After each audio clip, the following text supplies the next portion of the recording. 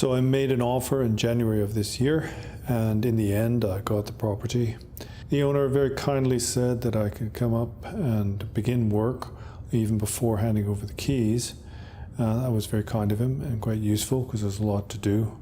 What I decided in the end is that I would come up every fortnight or so and stay one night. That's about as much as I can manage because I have to look after my parents, right? So there's a very limited amount I can do.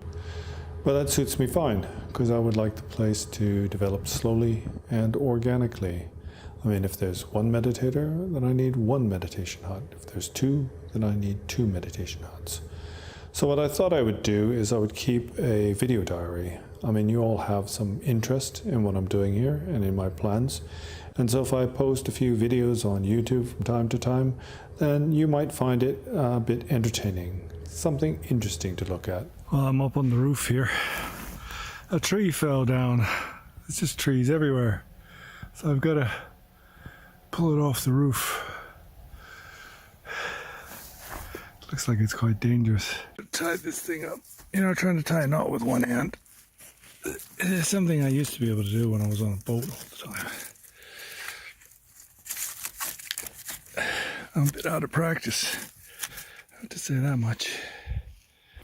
Really, when it comes down to it, I never learn. I always tell myself, that's not the way to do it. You should do it differently. There's a smarter way to do that. In the end, I always think, oh, it'll be quicker, it'll be easier. Let's just get on with it. I do it every time. So you may notice when people make cob buildings, naturally constructed houses and things like that, when it comes to the roof, then they often opt for something that's not so natural, like metal sheeting or tiles, things that you wouldn't just normally find lying around. And that's because the roof is very important and it's very difficult. If your roof leaks, then the whole building gets destroyed.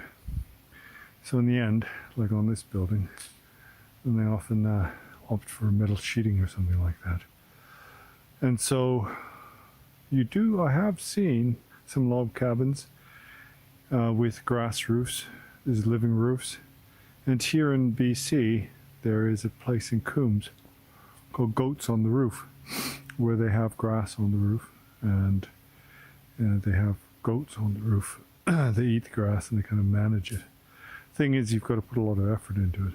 So even when it comes to making completely ecological buildings, and often in the end you have to make compromises.